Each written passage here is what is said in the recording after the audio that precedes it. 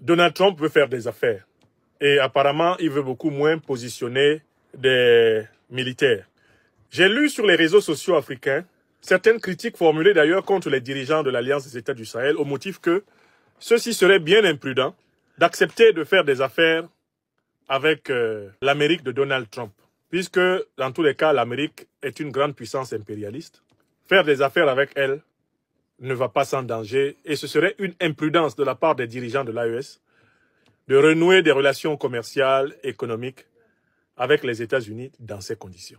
Je voudrais apporter mon analyse à ce problème.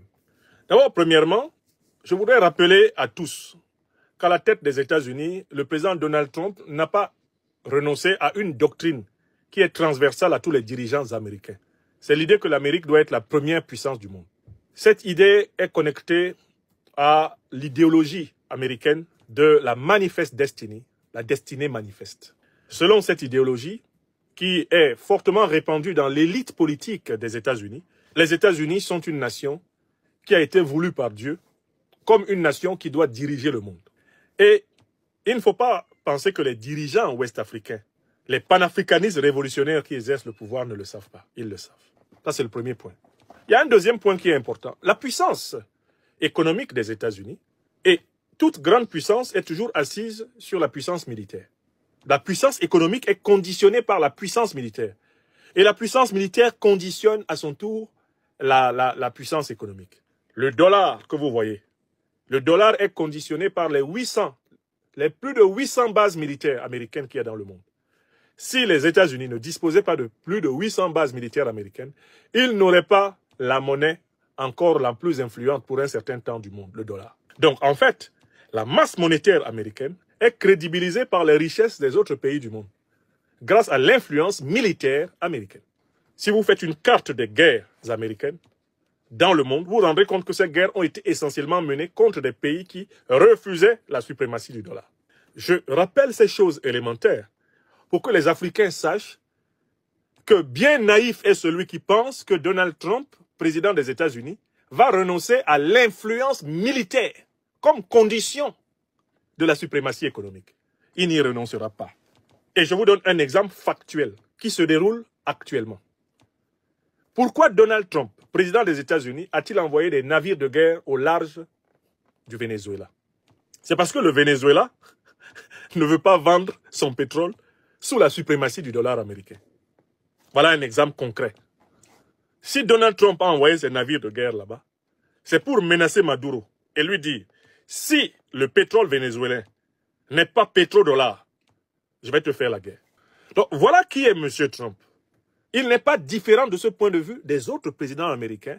Et les Africains auraient bien tort de croire en un changement radical de l'association entre l'influence militaire et l'influence économique. Donc je viens maintenant à la critique qu'on essaye de faire contre les présidents de l'AES en disant qu'il serait naïf de faire du commerce avec les États-Unis. Mais les présidents de l'Alliance des États du Sahel sont mieux placés pour faire du commerce avec n'importe quelle puissance, même la France. Pourquoi? Parce qu'ils sont associés, ce qui fait une puissance africaine. Ce qu'on pouvait opposer tout seul au Mali, ce qu'on pouvait imposer tout seul au Burkina, ou imposer tout seul au Niger, on ne peut plus le leur imposer à eux tous à la fois. Il ne faut pas prendre l'AES en s'en fait rien. Il y a une coordination des politiques diplomatiques, de la politique sécuritaire.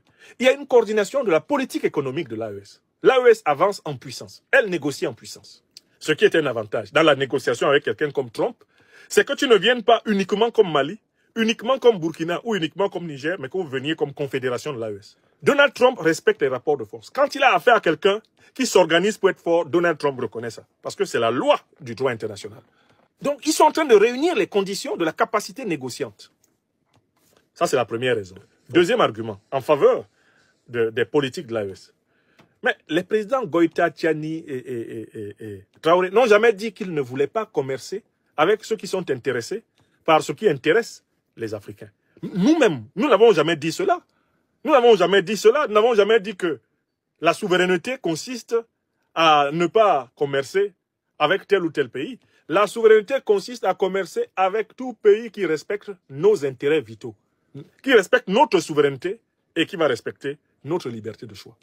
Il faut que les Africains sortent d'une compréhension étriquée du droit international, du commerce international. Le commerce international est un domaine où, en fait, ce sont les intérêts. Ce sont les intérêts qui comptent. Donc, quand nous parlons de souveraineté africaine, quand nous parlons de défense des intérêts vitaux de l'Afrique, nous ne voulons pas parler de vie en autarcie. On ne parle pas d'isolationnisme. Ce qu'on veut, c'est des interactions bénéfiques pour nous. Donc, laissons les gouvernements panafricains révolutionnaires apprécier l'objet et l'opportunité des échanges internationaux. Puisque nous savons que ce sont des gouvernements qui aiment les peuples africains, nous savons qu'ils n'auront jamais la naïveté de donner à l'ennemi les moyens de nous battre. L'Afrique ne fait pas confiance à Donald Trump. Et à ma connaissance, l'Alliance des États du Sahel ne lui fait aucune confiance. Les affaires sont cependant des affaires. L'Afrique doit participer à l'économie monde. Les Africains doivent négocier face à face, pied à pied, mais en se constituant en puissance. Alors, vous êtes à Douala, au Cameroun, et vous souhaiterez mettre votre domicile, votre entreprise entre les mains d'une entreprise de sécurité privée professionnelle disposant des agents de sécurité entraînés. Alors, voici la solution à votre problème. Contactez rapidement la société Sunshine Security Service qui se chargera de mettre à votre disposition du personnel entraîné, formé et professionnel qui se chargera de sécuriser vos biens et personnes 24 heures sur 24. Le lien est dans la barre de description. Les numéros s'affichent à l'écran. Contactez-les et vous aurez rapidement un devis estimatif selon votre site.